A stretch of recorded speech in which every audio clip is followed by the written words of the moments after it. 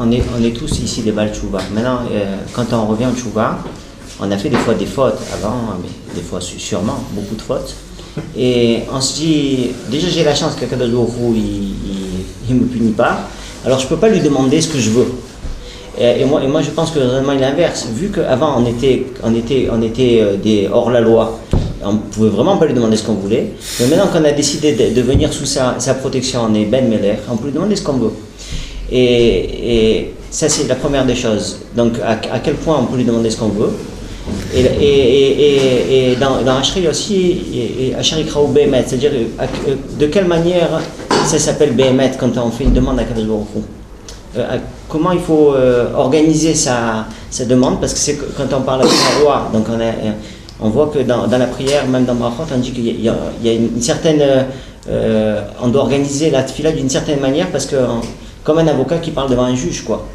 Voilà. Deux questions qui n'ont pas grand-chose à voir. Première question, le Baal Tshuva, est-ce qu'avant de faire Tshuva, donc il ne peut pas demander, aujourd'hui qu'il fait Tshuva, est-ce qu'il peut demander, ou bien il est amputé des péchés de son passé? Deuxième question, que signifie Karov Hashem lechol kore'av, Hashem est proche de tout ce qu'il appelle, lechol asherika uhu ve'emet, de tout ce qu'il appelle Behemet, avec vérité, en vérité. Que signifie ce en vérité? Réponse à la première question. Il est marqué dans le traité Brachot, page 34b, ainsi tranche le Rambam, dans les Chot Tshuva, qu'un Baal Tshuva, le lieu où se trouve un tzaddik parfait, le lieu où se trouve un Baal Tshuva, aucun tzaddik parfait ne peut y accéder. Donc quelqu'un fait Tshuva, il reçoit tout d'un coup un titre de super tzaddik. À tel point, tzaddik parfait. C'est très haut. Moi, je n'en connais pas des tzaddik parfaits.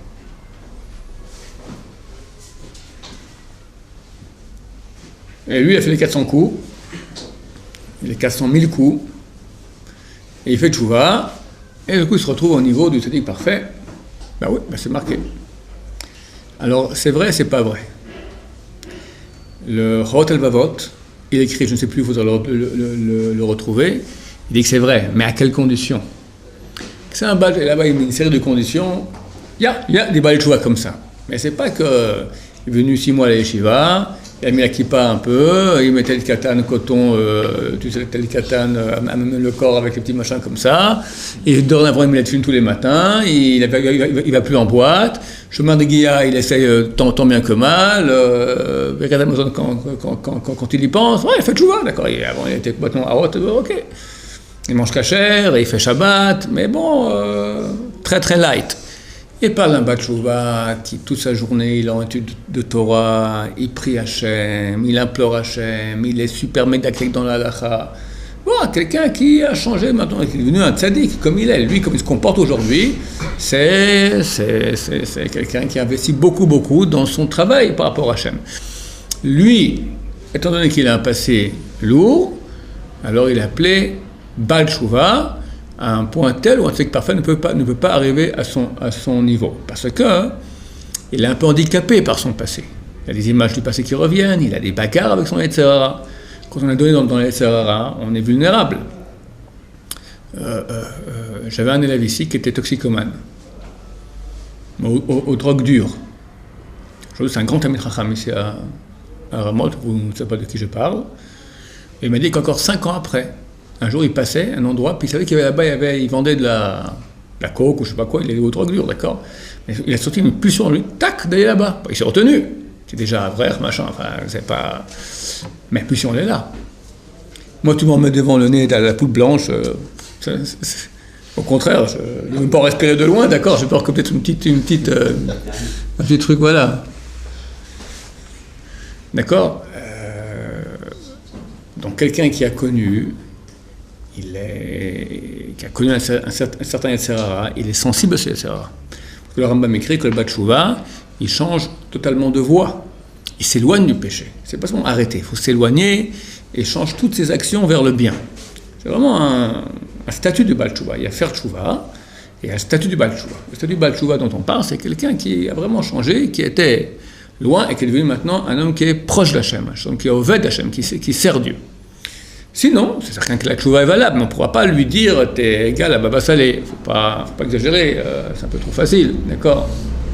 On tous en boîte, éclatons-nous pendant 6 mois, après revenons sur la yeshiva, on est tous Baba Salé. C'est un peu trop facile. C'est la réponse à la première question. Deuxième question, que signifie appeler Hachem Be'emet? C'est simple et profond. C'est simple ce que ça veut dire. Emet. Alors, comment on va expliquer c'est quoi Emet? C'est que nous, dans notre vie, on sait qu'Hachem existe, mais on n'est pas en relation avec lui. Même quand on prie, c'est très dur de se mettre en relation. Tu penses les mots, tu penses aussi à moitié à autre chose, d'accord? C'est arrivé à un niveau de profondeur dans toi où tu reconnais très intensément la vérité totale d'Hachem. Et dès lors, en tant que sa créature, en tant que son fils, en tant que son serviteur, tu l'implores. C'est arrivé, et c'est une situation de très grande sensation d'Hachem. Ça, c'est Emet. Emet. Ta parole n'est pas une parole en l'air. C'est pas une parole même de prière envers Hachem, mais envers une image d'Hachem qui n'est pas Emet. Parce que même quand on parle d'Hachem, quand on prie Hachem, on fait une bracha, tu penses même tout ce que tu dis dans la bracha, Baruch atah Hachem, ok, quoi, qu'est-ce que tu penses de Hachem? Ah, tu dis, à Donakol, il faut penser à Donakol, mais de tout qui était et sera. Ok, mais tout ça, c'est aussi de l'automatisme. Tu n'es pas maintenant en relation avec Hachem. Et ça, ça demande du travail, de concentration. C'est marqué que les chassidim rishonim, la Gemara dit comme ça, les pieux, les premiers pieux, ils attendaient 1 heure avant leur prière et 1 heure après leur prière. Qu'est-ce qu'ils faisaient? Ils se remplissaient, comme ça dit le Ramchal, ils se remplissaient de crainte de Dieu et d'amour de Dieu. On peut, par concentration, par réflexion sur le sujet. On peut même faire ça maintenant. Si on parle maintenant, on parle maintenant d'Hachem. On va parler maintenant de tous les bienfaits qu'Hachem nous fait, combien il nous aime, combien on est ses créatures. On parle de ça pendant un moment, ça crée une relation. Tu commences à vivre le truc. On a une chose extraordinaire. On a un moyen de... On a la conscience. On a la réflexion. Quand quelqu'un y réfléchit sur une chose, il commence à en avoir plus conscience. Et quand on a plus conscience, ça veut dire quoi avoir conscience de quelque chose? C'est-à-dire que cette chose a une réalité, mais j'en suis inconscient, je ne la vis pas. Le fait d'en avoir conscience, c'est-à-dire que cette réalité devient palpable à mes yeux, sensible à mes yeux. Je sais qu'il y a une notion d'amour de Dieu. Je peux même la voir de temps en temps. Là, quand je parle, je ne ressens pas ça. Maintenant, si je commence à en parler, je commence à en avoir conscience, ça va réveiller chez moi l'amour de Dieu. On peut arriver à ça. Idéalement, la crainte de Dieu. Mais il faut en parler. Maintenant, évidemment, quand tu as ça, parce que tu es beaucoup exercé, au bout d'un moment, ça vient plus facilement. En lisant là-dessus, en réfléchissant là-dessus, lentement, tu commences à cultiver en toi cette relation avec Hachem. Maintenant, quand tu viens prier, tu te mets en concentration avec Hachem, voilà, tu penses qu'est-ce que Hachem est pour toi. Comme je vous ai parlé, on en parlait dernièrement dans les cours. Quand quelqu'un pense, mais vraiment il faut y penser, pas en les mots que je dis, mais vivre ce que je dis. Quand quelqu'un pense qu'il est très aimé par Hachem, il est choyé, il est adoré par Hachem, tout de suite il y a un petit truc qui se réveille, normalement, non? Quand je dis les paroles comme ça, peut-être pas, mais réfléchissez là-dessus. Pensez, Hachem m'aime terriblement. Je suis une perle à ses yeux. Je suis un diamant, choyé, adoré. C'est un petit quelque chose, un petit, d'accord? Tu vois que ça existe. T'es pas un morceau de bois. Maintenant, pardon? Au moins lui. Au moins Hachem nous aime. Ça fait quelque chose. Qu'est-ce que tu as besoin de plus? Ça a besoin de plus? Quand on dit un petit truc, un sentiment d'orgueil ou un sentiment de... Un sentiment. Comment tu peux l'appeler? Satisfaction. Satisfaction. Tu le vis? Quand on vit, je ne sais pas si c'est satisfaction. Quand on vit ce sentiment, ça crée de l'amour en retour. Ça crée de l'amour en retour. En retour de quoi? Hein? De quoi en retour? Chez toi. Reprenons le seul exemple qu'on a dans la réalité de l'amour qu'il y a avec Hachem, c'est avec la femme. D'accord? Avec les enfants aussi peut-être. Avec la femme. Tu es avec ta femme. Bon, ça va, on est marié depuis 10 ans, t'es pas fou amoureux, enfin, t'es pas en train de faire maintenant la coupe des patates, toi, t'es en train de boire un verre d'eau, d'accord, ou lire le journal, t'es pas fou amoureux d'elle, d'accord. Attends, tout à coup, elle vient près de toi, elle te regarde droit dans les yeux, et tu sais, mon mari, je veux te dire que t'es un homme extraordinaire. Je suis folle amoureuse de toi. Ouais, bon, elle te fait tout un trémolo, d'accord. Bah, normalement, normalement,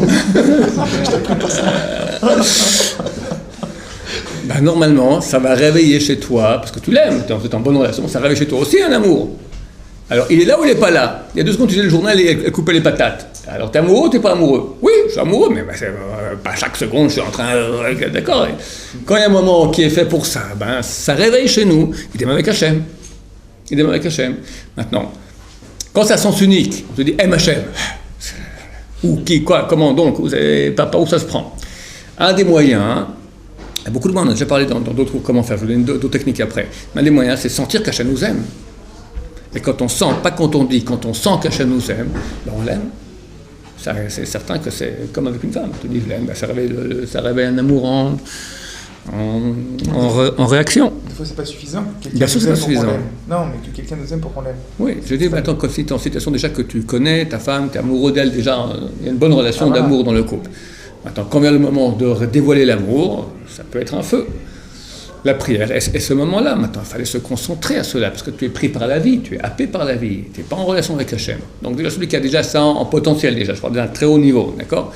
Maintenant, c'est pas il vient prier tout coup, il est en relation avec Hachem. Il crie au Behemet, Emet, c'est que je suis dans le Emet. Emet, je dois quitter tous les écorces de ce monde-là, c'est beaucoup de pollution de ce monde. Je suis pas à la tête vide. Tête vide, maintenant, je suis avec Hachem, je comprends sa grandeur. Je vis, je perçois, d'accord, je ressens la grandeur d'Hachem, l'amour qu'il a pour moi, sa totale maîtrise du monde, combien nous sommes aimés, nous, en tant qu'Am Israël. Je sais pas, c'est des sensibilités. Moi, je suis très sensible à l'amour qu'Hachem a pour Am Israël en tant que Klal Israël. C'est quelque chose ça m'allume tout de suite, d'accord, beaucoup plus que personnel. Pourquoi? C'est des sensibilités. Il y a des gens comme ça, des gens... Quelle sensibilité il y a à faire partie d'un groupe où vous êtes sensible à ça? Pourquoi ça vous atteint directement? T'aimes la terre d'Israël? Pourquoi? Parce que c'est la nôtre. C'est quoi? Hachem a dit que c'était la nôtre. Pour ça que tu l'aimes? Non, j'ai pas d'autre raison, sinon c'est pas... Tu peux m'expliquer mieux, c'est quoi la nôtre? Tu peux expliquer pourquoi tu aimes la terre? C'est quelque chose qui unit tout le monde en fait, et ça, c'est Je sais pas, je te parle d'un sentiment, pas est-ce qu'elle nous appartient ou pas. Est-ce que tu éprouves de l'amour? On te dirait maintenant, viens habiter en France, à la Guadeloupe. Pourquoi pas? Tu es sûr d'accord? Ouais, pourquoi pas. Bon, d'accord, je voulais savoir. Mais à cette heure-ci, de façon... Non, les choses se savent, passent à la Guadeloupe, d'accord? Vous allez voir ici les montagnes, tu as la mer, les cocotiers... Sur le reste des paysages, vous tous les matins. du côté Non. paysage, maintenant il n'y a pas de problème. Ouais. Maintenant c'est vrai que c'est pas ma terre. C'est quoi pas ta terre? C'est quoi pas ta terre? J'ai pas d'âge pratique là-bas comme j'en ai ici, à Sevada. Ok, maintenant ça tu me donnes des réponses maintenant de façon logique. Je veux pas parce que je sais que. Je peux pas le savoir. Savoir c'est là. Je sais que c'est ma terre, je sais qu'il y a la providence d'Hachem, je sais qu'il y a plus de sagesse dans ce pays. Ça c'est au niveau rationnel. Moi je vais au niveau sentimental. Il y a des gens qui sont amoureux de la terre d'Israël. Héritage, c'est aussi un mot. Tu parles maintenant d'amour. Je ne parle pas de mot. Amour, c'est quelque chose qui n'est pas de mot. Tu ne peux pas rationaliser un amour. L'amour, c'est un sentiment. Pardon? L'amour a ses raisons, j'ai la raison ne connaît pas. Très bien. L'amour a ses raisons. Bon, je ne sais pas si l'amour a des raisons. En tout cas, l'amour est. D'accord? C'est-à-dire que c'est pas raisonnable. C'est pas raisonnable. Voilà.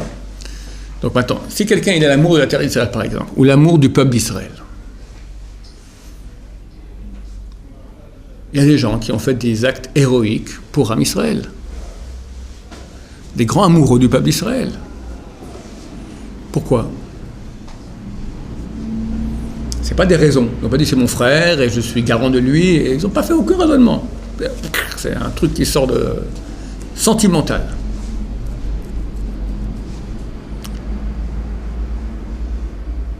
quelle est la raison de cet amour qui n'a pas de raison?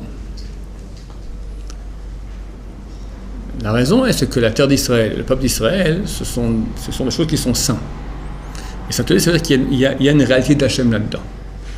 Et nous, on a en nous une partie qui est sensible à Hachem. Alors, ceux qui sont sensibles à Hachem directement, tant mieux. Il y en a que ça passe par Am Israël. Quand c'est dur de penser à l'amour d'Hachem, pense à l'amour du peuple d'Israël, pense à l'amour de la terre d'Israël. C'est tout il y a beaucoup de gens même non religieux qui ont un amour des Juifs. Pourquoi ils ont ça? Parce que c'est un amour de Dieu qui est camouflé. Ils ne le savent pas, ça. Ils ne savent pas que c'est l'amour de Dieu. Mais il te dirait, ce pays-là, c'est pas un nationalisme à dessous comme les Basques aiment bien la Basque. Le Pays Basque, d'accord? Ou les Normands aiment bien la Normandie. Non, c'est beaucoup plus que cela. C'est une attache spirituelle incompréhensible à cette terre. Ou une attache spirituelle incompréhensible à ce peuple. Cette attache incompréhensible égale divinité, sainteté. Il ne peut pas le dire parce qu'ils n'ont pas la notion de cela. Mais c'est camouflé. Pourquoi incompréhensible, forcément? Vas-y. Peut-être que c'est de la même façon que... Voilà. Oui, ça se peut. Ça se peut qu'ils sont nationalistes. Mais pourquoi? Comment te prouver que c'est plus que cela? Parce qu'il y a plein de gens qui n'ont jamais vécu en Israël, qui est à l'étranger, qui n'étaient pas religieux, qui avaient un amour fou depuis leur naissance. Ils ont fantasmé sur Israël. C'est-à-dire, ils ont entendu des choses, machin, ou c'est peut-être parce qu'ils aimaient Israël, machin, l'idée d'avoir une terre commune, je sais pas. On peut trouver des raisons. On peut trouver des raisons, mais ce sera insuffisant. Je veux dire, où vous êtes tellement sûr que c'est comme ça, je veux dire, à part Mitzvah, c'est-à-dire, où vous le voyez, ça? Vraiment... Un des arguments que j'utilise pour prouver cela, c'est la sensibilité du peuple juif à la souffrance du peuple juif. Comme je raconte 40 000 fois, quand je prends un bouquin d'histoire, et je vois qu'à Rouen, en l'an 1128, si je ne me trompe pas, ou 1100 quelque chose, d'accord, ont été brûlés vifs 20 juifs. Ça me fait un petit quelque chose, pas grand-chose, mais ça me fait un petit quelque chose. Maintenant, tu vas dire à un Écossais qu'en 1100 et quelques, en Écosse, ont été, je sais pas moi, en Hollande, ils ont brûlé 20 Écossais. Ça lui fait rien. Mais tellement sûr, peut-être pas pour toutes les nationalités, mais peut-être que là, c'est plus cet instinct comme ça. C'est vrai. Les nationalités qui ont souffert ont un souvenir et une sensibilité épidermique grande à la souffrance de leur peuple. Peut-être que ça marche ensemble. Nous ayons beaucoup souffert, on a une super grande. Voilà. En tout cas, on l'a plus. On l'a plus. Il y a quelque chose ici. Ça ne suffit pas à dire maintenant, donc c'est pour cela que. On peut aimer Hachem de façon différente. C'est pas forcément un mal que l'Israël. Oui, j'ai dit, c'est des sensibilités. Je dis, il y en a qui, s'ils pensent maintenant qu'Hachem l'aime, moi je dis que personnellement, j'ai très, très, très sensible à cela. J'ai un autre exemple que je donne. Voilà, tu es dans l'avion, puis tu as devant toi à côté quelqu'un, un bon juif français qui revient de ses vacances à Tel Aviv, voilà. Et tout habillé en blanc et noir, et tu vas aller chez raconte-moi un peu comment c'est, et tu commences à lui parler. Oui, mais il pose des questions. Ouais, non, c'est pas comme ci, pas comme ça, d'accord? Attends, tu vas essayer de le convaincre. Alors. Et même, j'ai dit, il part au moment où il va aux toilettes. Puis il rencontre quelqu'un d'autre qui m'appelle avec lui, pendant 10 minutes. Tu dis, c'est dommage, maintenant je peux donner un argument contre, tout ça. Attends, alors, pourquoi tu as tellement cette pulsion de vouloir le convaincre? Alors, plusieurs raisons sont possibles. Quelqu'un a dit, c'est toi qui as dit ça à l'époque, pour pas être seul dans la galère, d'accord? Que lui aussi, il fait réfléchir. Ça rassure qu'on est tous dans la même erreur.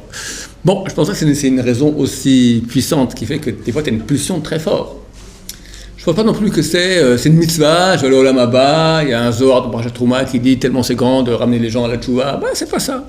C'est quoi alors? On veut le faire kiffer. On veut le faire kiffer. On veut son bien, quoi. On veut son bien. Comme des fois, quand on voit des gens qui peuvent être un peu perdus, tout ça, alors on a envie. C'est un dommage que tu es là-dedans. Ouais. Fierté aussi. Mais qui dit que le bien est là? Si moi j'en suis convaincu et que je crois que c'est universel, alors, enfin, pour moi, bon, on va dire que tu as un amour du bien. Tu as un amour du bien. C'est déjà bien. Par fierté. Comme par exemple, Léa dit. Par fierté. Pour avoir kilo, genre on a l'ego de dire pour donner les bonnes réponses. Ça, c'est au début comme ça. Non, mais non, là, t'as envie de faire connaître, t'as envie qu'il soit chômeur Shabbat. Si tu vas le convaincre maintenant à essayer de faire 4 Shabbats, 5 Shabbats, pourquoi? Fierté, il a compris, ok, c'est bien. Je respecte, très bien, bravo. Moi, j'arrive pas. Vas-y, pourquoi? Non, j'arrive pas. Vas-y, pourquoi vas-y? Qu'est-ce qu'il a gagné là-dedans? Et toi, tu veux qu'il fasse 4 Shabbatot. Après, tu peux avoir tout coup des idées polluées qui viennent à Olam Haba. D'accord? J'aurais un peu de Sahar, un peu de mérite. C'est pollution, la pulsion première. Kita Goya. Pourquoi? Il aurait sa Goya, qu'est-ce que tu l'embêtes maintenant? Kita Goya. Pourquoi? C'est quoi Kita Goya? Pourquoi? On a peur qu'ils se perdent, non? Qu'ils se perdent? Ok. Qu'ils se perdent. Tu connais pas? Ouais, mais un peu comme quand par exemple, on a un frère qui ne veut pas qu'il tourne mal, par exemple. Donc il y a une attache. Ouais, il y a une attache ici. Parce qu'il est juif. Il y a une attache chez les juifs. Il y a ici un courant, tu vois, d'amour qui est quelque chose d'irrationnel. Donc ça prouve qu'il y a ici quelque chose qui n'est pas du domaine que du nationalisme qu'il y aurait dans les autres peuples. Et c'est l'amour de Dieu camouflé. L'amour qu'on a au peuple juif, c'est un amour de Dieu camouflé. L'amour de la terre d'Israël, c'est un amour de Dieu camouflé. Et il y en a qui sont sensibles à ça. Donc c'est pour ça que vous verrez que la prière, toute la prière, elle est faite que pour Klal Israël, pas pour nos mérites. Donc cet amour du Chilo là, qui aime le juif aussi, qui aime la terre d'Israël, finalement c'est un amour, comment on pourrait dire ça? C'est un résidu, de l'amour qu'on a reçu à Sinaï, quelque chose comme ça, parce que c'est pas un travail, c'est juste un résidu. Ouais. Donc on n'a pas une âme juive. Une âme juive. Donc, un peu, non. Mais pourquoi finalement Hachem il a donné la possibilité d'aimer Hachem sous forme camouflée et non pas, parce qu'à priori je trouve que c'est beaucoup plus simple d'aimer Hachem directement, voir ses actions, voir si... Mais c'est ça qu'il faut. Oui, c'est sûr que c'est ça qu'il faut. On est loin de ça. Mais non, pour ça, on voit... Ok, lui il est loin de ça. Maintenant, chacun au niveau. Si quelqu'un peut maintenant aimer Hachem directement, c'est le top, c'est ça qu'il faut. Pourquoi passer par des camouflages? Non, mais justement, maintenant qu'on dit que le Chilo, justement, il a un amour qui est un amour résiduel, a priori, ça aurait été plus compréhensible qu'il soit d'un amour dans les actions d'Hachem, comme par exemple la perfection de la création, voir ce qu'Hachem m'a donné, plutôt d'avoir un amour résiduel dans le juif, c'est pas compréhensible. Il y a des sensibilités différentes. Il voit un beau panorama et Hachem existe. J'ai un élève, il était ingénieur en tissu macrocellulaire, fait tchouva dans le microscope. Il a vu l'organisation dans le micro-petit. Tellement c'est extraordinaire. Il fait tchouva. Bon, c'est un moyen. Alors, on même parle de cela. On voit la nature, on voit le monde, on comprend... Ce sont des sensibilités différentes. Tout ça pour dire qu'on voulait maintenant comment prier Hachem Be'emet. Donc ce Be'emet signifie avoir une relation Emet, il n'y a pas d'autre mot. Vrai, authentique, juste, de ce qu'est Hachem et pas de l'imaginer. On ne peut pas savoir ce qu'il est exactement, mais aller au plus profond de soi-même, la perception que j'ai de lui, ma relation avec lui.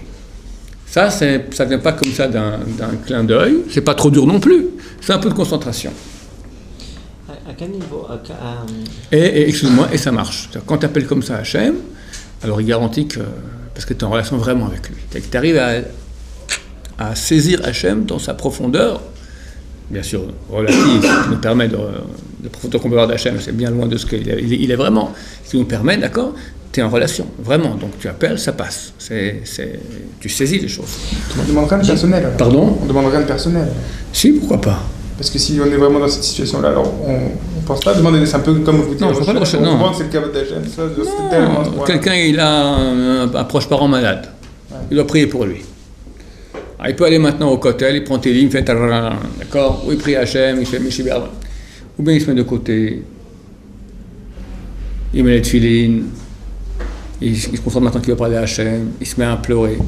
Et il se concentre maintenant dans le plus profond de lui-même pour implorer vraiment, vraiment je t'implore Hachem, tu es maître de tout. Là. En situation presque de pleurs et de... Ça c'est une prière qui... Tu comprends ce que je veux dire? Tu ressens ce que je veux dire un peu peut-être? Une prière qui passe parce qu'elle est faite béhémet, elle est faite de son authentique, vrai, c'est une prière, vraie prière. Et ça demande de l'investissement. Le vrai problème de nous tous, messieurs, c'est qu'on est des paresseux.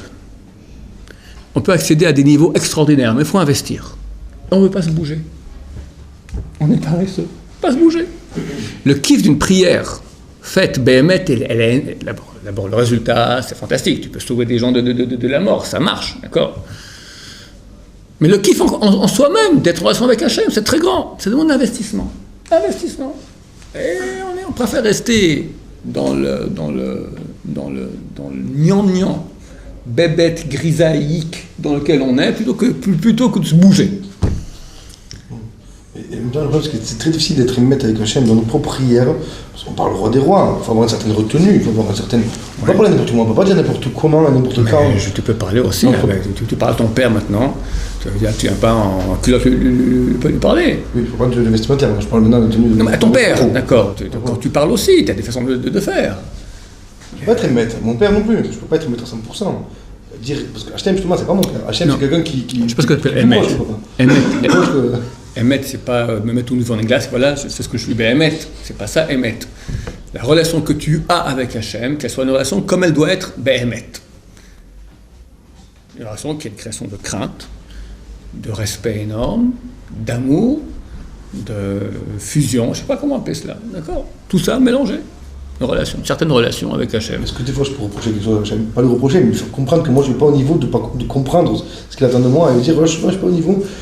J'attendrai peut-être quelque chose une aide de ta part, mais en gros tu ne me la donnes pas et j'aimerais pouvoir comprendre pourquoi tu me la donnes pas. Tu ne me la donnes pas, je ne sais pas ce qu'il dit. Non, donne-moi. J'aimerais comprendre pourquoi tu me la donnes pas. Après, aide-moi à te voir, aide-moi à t'aimer, aide-moi à avoir une émouna. Pas dire le pas. Tu ne peux pas faire des reproches à Hachem. Tu nous as mis à Tzera très grave, donc moi je sais. Sauve-moi du Yetzera. J'ai énorme à discuter avec toi. Sauve-moi du Yetzera. Ben, on sait bien que, rationnellement, on sait bien que le Yetzera il est que pour notre bien. Oui. Pour qu'on puisse se dépasser et accéder à des niveaux. D'accord? Comme je dis hier, la bataille en soi, elle a de la valeur plus que la victoire. Plus que la victoire. Hachem ne veut pas qu'on gagne, il veut qu'on se batte. Et Baruch Adonai, le Rahman Bahamel.